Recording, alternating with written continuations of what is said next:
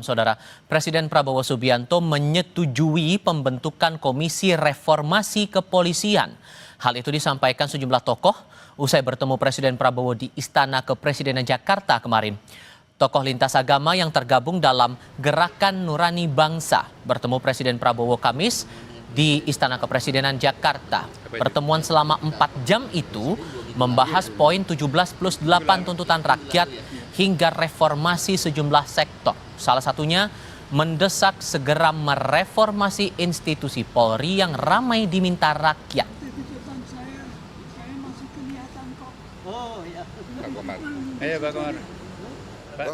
Tadi juga disampaikan oleh Gerakan Nurani Bangsa perlunya evaluasi dan reformasi kepolisian yang disambut juga oleh Pak Presiden akan segera membentuk tim atau komisi reformasi kepolisian.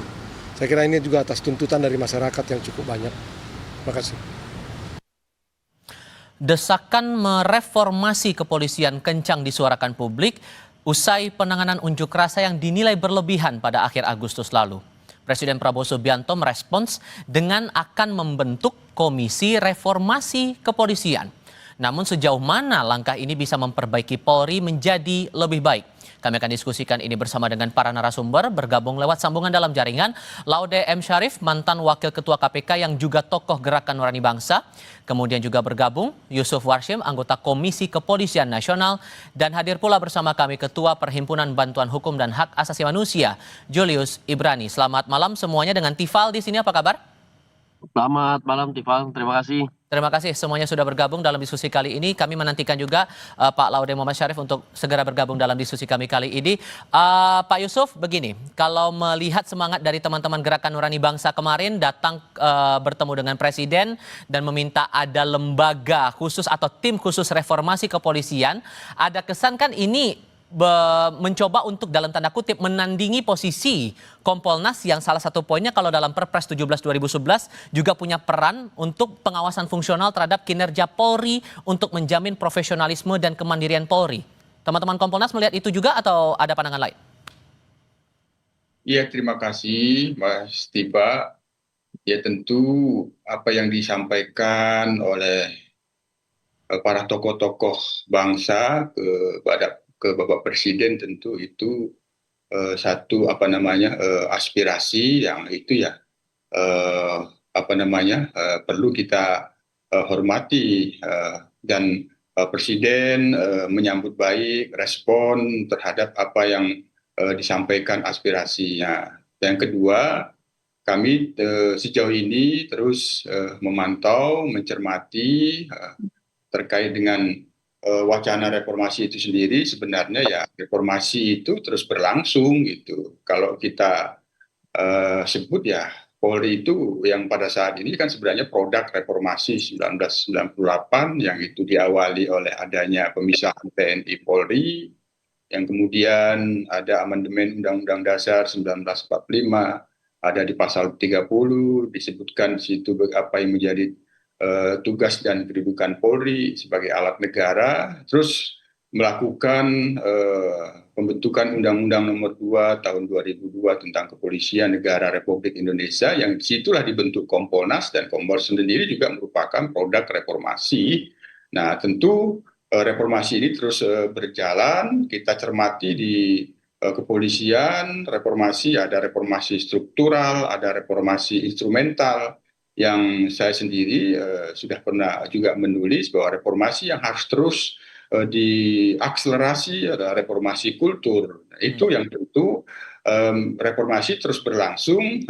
Begitu juga apa yang telah disampaikan kepada Bapak Presiden, yaitu tentu bagian daripada reformasi yang terus berlangsung itu, yang itu tentu ada hal-hal yang baru barangkali tentu akan didiskusikan lebih lanjut. Oke, dan kita juga sudah bergabung saat ini dengan Pak Laude Muhammad Syarif. Pak Laude dengan Tifal di sini, Pak, apa kabar, Pak? Baik, Pak, baik. Oke, Mas. terima kasih sudah bergabung. Boleh ceritakan kepada kami saat teman-teman dari Gerakan Nurani Bangsa ini menyampaikan usulan untuk pembentukan tim reformasi kepolisian, respon Presiden persisnya kayak gimana waktu itu? Ya, sebenarnya itu masuk di dalam catatan yang disampaikan oleh GNB kepada Presiden.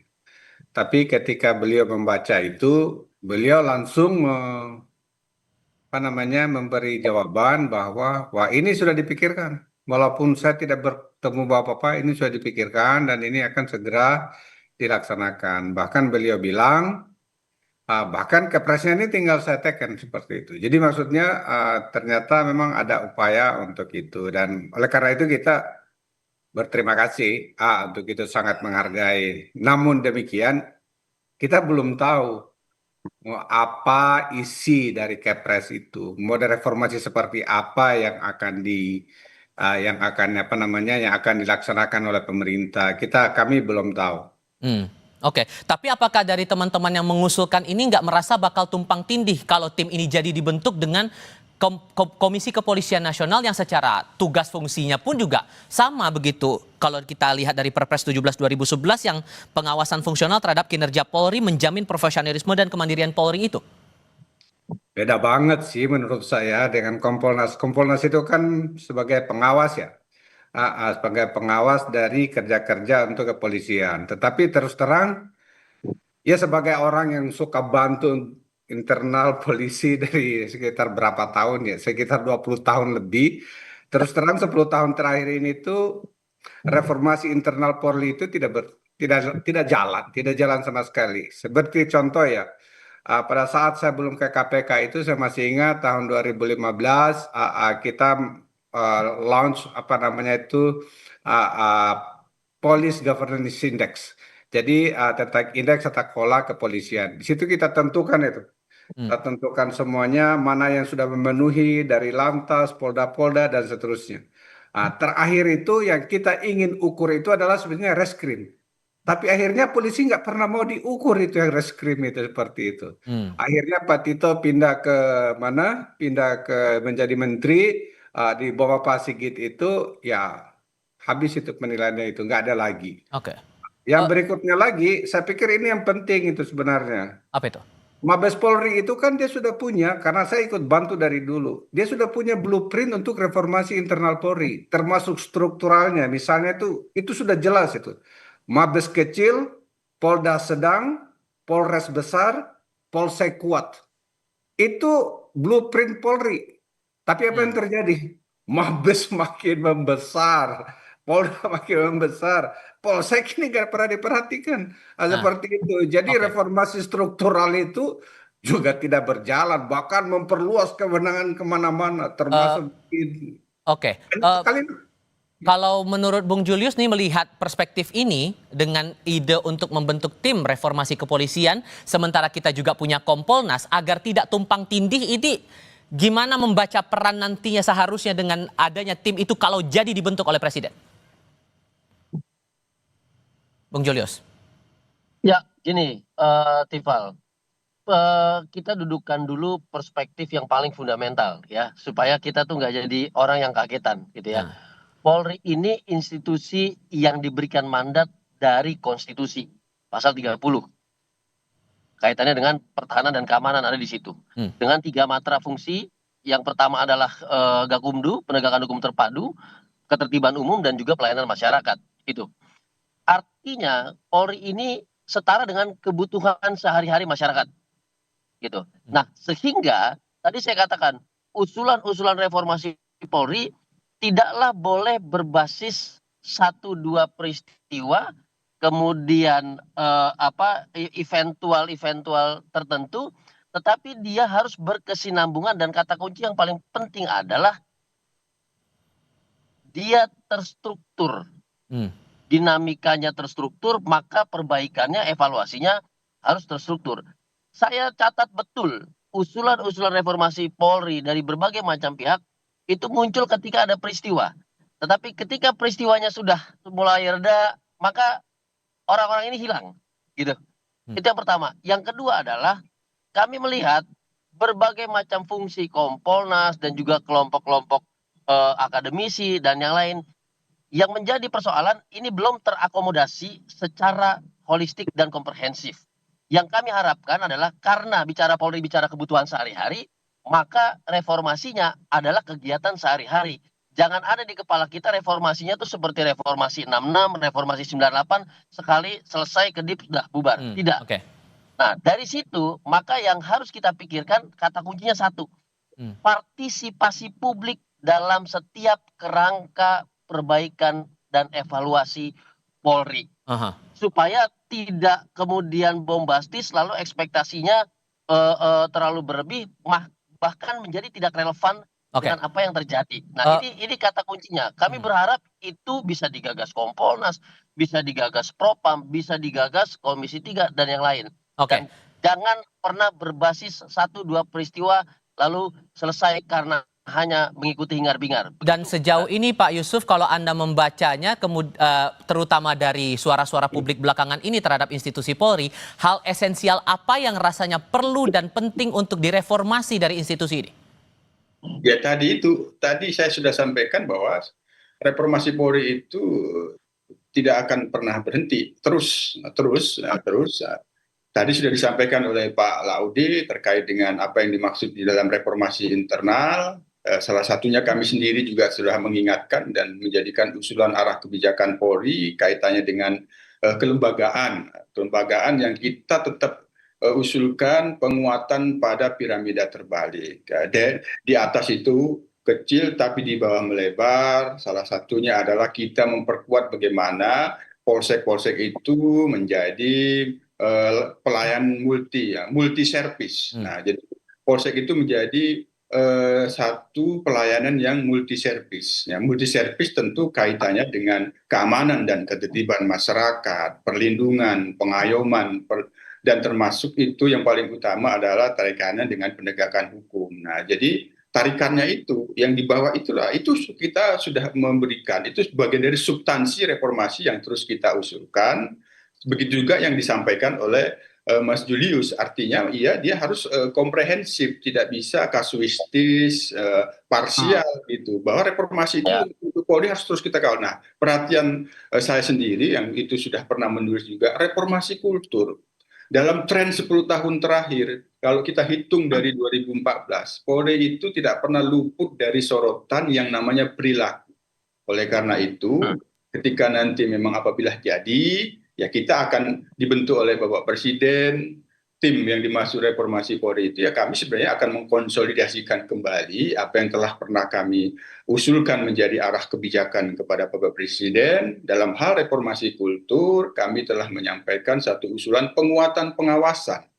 Pengawasan internal, pengawasan eksternal, ya apakah Kompolnas direkonstruksi menjadi lembaga pengawas di bidang kode etik atau pengawasan kinerja yang lebih spesifik pada penegakan hukum sehingga bisa bersinergi dengan Komisi Yudisial, dengan Komisi Kejaksaan, apakah seperti itu. Tapi intinya kami pernah mengusulkan satu arah kebijakan kepada Bapak Presiden, penguatan pengawasan, sehingga kalau ini kita sebut masih reformasi, ya reformasi pengawasan Polri. Oke, termasuk reformasi kultur ini soal masih ada polisi yang tidak menerima laporan atau aduan masyarakat dengan berbagai alasan. Itu juga termasuk ya Pak ya, masuk dalam kultur itu tadi?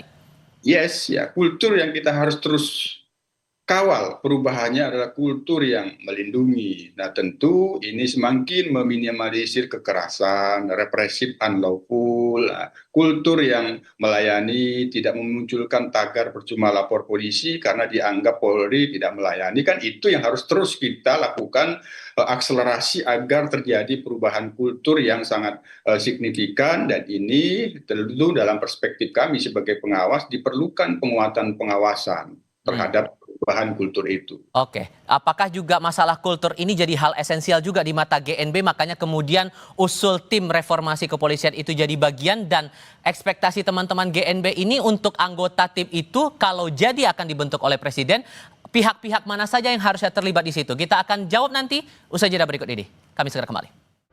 Belum lama ini viral, Bapak-Bapak sekalian, video polisi di Polsek Cikarang Utara yang menolak aduan dari korban curanmor. Bahkan disebut oleh pihak polisi saat itu yang ada di sana dalam video itu, udah lepasin aja. Kalau tadi mengutip pernyataan Pak Yusuf, ya karena itu bagian dari kultur sebagai polisi itu sebagai pelindung masyarakat, harusnya itu juga bagian yang concern dijadikan untuk mereformasi kepolisian tanpa henti. Kalau menurut Pak Laude, Anda merasa bahwa hal itu juga perlu agar tidak terulang lagi di kemudian hari? Ya sangat perlu. Jadi itu kalau dikatakan oleh Pak Yusuf itu tadi itu soal reformasi kultural ini saya pikir ini yang paling tidak berjalan. Mulai dari impunitas. Ya, kalau bisa yang misalnya melakukan kejahatan itu, misalnya dalam kasus Sambo, itu hampir diputar-putar itu. Saya kebetulan nomor 2, saya kebetulan waktu itu menjadi tim gabungan pencari fakta Kanjuruhan. Itu juga tuh. Dan terus terang saya agak kecewa juga dengan Kompolnas waktu itu. Saya akan bahkan ingin membela Mabes Polri itu waktu itu. Dan seterusnya. Misalnya ini apa namanya itu yang nyiram air keras ke novel itu. Nah, Iya, Pak. Itu kan semuanya itu kultural dan makanya sekarang itu tuh ketika misalnya dikatakan kenapa polisi menjadi kayak partai coklat. This all kultural seperti itu. Jadi hal-hal seperti ini nih yang tidak ada terus terang peningkatan yang signifikan. hmm, Karena walaupun bagaimana strukturnya diubah, misalnya itu lihat anggaran. Anggaran itu sekarang nomor 2 terbesar setelah Kementerian Pertahanan. Terus apa yang didapatkan masyarakat dari seperti itu? hmm. Jadi ini hal-hal yang seperti inilah sebenarnya makanya teman-teman di Kompolnas itu fokusnya di sini, di samping struktur yang tadi itu, yang apa namanya ya blueprint mereka saja mereka nggak ikutin. Yang saya sebut tadi itu, yang harusnya itu segitiga, jadi 15 itu sedikit. Misalnya dulu Pak, bahkan kita pernah mengusulkan itu. Propam dan Irwasum itu apa sih bedanya? Mungkin itu perlu disatukan doang. Sekarang bahkan mereka buka divisi lain dan seterusnya.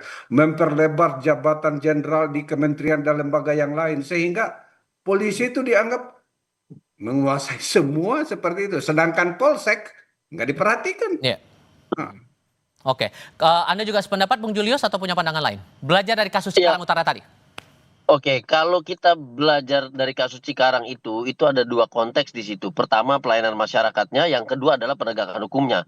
Maka kalau kita bicara kultur saja itu tidak cukup. Kita harus bicara struktur di situ. Yang menjadi pertanyaan di depan adalah seberapa banyak petugas kepolisian dibandingkan dengan misalnya angka fluktuasi pengaduan yang disampaikan oleh masyarakat itu pertama. Yang kedua, seberapa besar anggaran yang dimiliki dan dialokasikan untuk penegakan hukum dan pelayanan masyarakat dalam hal pengaduan-pengaduan itu. Yang ketiga, seberapa besar fasilitas yang dimiliki untuk menunjang penegakan hukum ya, Gakumdu di situ dalam hal pengaduan-pengaduan masyarakat. Nah, ini yang saya katakan pentingnya kunci partisipasi publik agar sinkron antara kebutuhan dan kemudian yang merespon laporan. Makanya saya katakan kultur saja tidak cukup, struktur itu juga menjadi penting. Terlebih lagi kita juga dari dulu mendorong penguatan pendidikan para petugas dari Polri baik dalam hal penegakan hukum maupun pelayanan masyarakat, dan ini dua perspektif yang berbeda. Jadi dimensinya tidak bisa single dimension, dia multi konteks. Karena tadi saya katakan yang berhadapan langsung dengan masyarakat, yang melayani langsung dengan masyarakat adalah petugas Polri, dan ini yang harus menjadi concern baik Kompolnas ataupun tim dari perbaikan internal dari pengawasan Polri itu sendiri gitu, Ilan. Oke, sekarang adalah yang kita pikirkan siapa yang akan mengisi tim ini, Pak Yusuf. Dengan posisi Kompolnas yang juga tetap mengawasi bagaimana tugas-tugas Polri ini bisa berjalan profesional, apakah sesungguhnya Kompolnas berharap juga bisa ikut terlibat dalam entah penyusunan atau mungkin bergabung dalam tim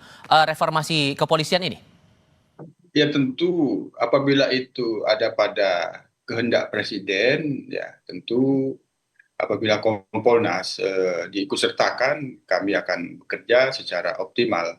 Yang lalu juga kami bersama Pak Laude ini ada membentuk tim reformasi, tim percepatan reformasi hukum yang itu di bawah Kementerian Polkam Pak Mahfud MD, Kompolnas ikut. Nah, kita bekerja pada waktu itu dan itu sudah ada hasilnya. Substansi-substansi yang bisa disebut untuk reformasi terus Polri itu ada di dalam situ. Nanti kita akan konsolidasikan kembali karena di situ juga disebut ada yang dimaksud struktur terkait dengan penempatan perwira tinggi Polri di luar-luar struktur, karena itu juga termasuk disorot di dalam dokumen reformasi percepatan reformasi hukum, termasuk juga penguatan pengawasan, itu juga disorot. Nah, itu tentu apabila kita nanti memang itu sudah ada dibentuk oleh Bapak Presiden dan Kompolnas dilibatkan di dalamnya, ya kami akan proaktif bekerja secara optimal apa yang dimaksud di dalam tim itu. Harapannya Saya ingin tentu. tambahkan Pak Oke, Yusuf ya. silakan Pak, singkat saja. Kemarin itu buku yang dihasilkan itu karena itu kan produksi usulan dari civil society ya. Dan sudah diberikan kepada Presiden Joko Widodo waktu itu. Tapi terus terang belum ditindaklanjuti. Oke. Sehingga kemarin pada Iya. waktu ketemu Presiden saya bawa 2 eksemplar. Satu saya berikan kepada Presiden sendiri dan diterima, dan satunya lagi saya berikan kepada Mensesnek, Oke. seperti itu. Jadi Nah, mudah-mudahan itu bisa dijadikan sebagai bahan awal ya, dan mudah-mudahan juga diisi oleh orang-orang yang mempunyai kalau pengetahuan yang cukup. kalau saya agak berbeda pendapat Oke, dengan gimana tuh? Mas Yusuf, dengan juga Laode. Saya katakan bahwa mandatnya itu konstitusional. Maka perbaikan sistem dan struktur tidak boleh kasuistis. Saya tidak memandang bahwa kalau urgensi ada, setiap lembaga urgensi evaluasi penting setiap hari.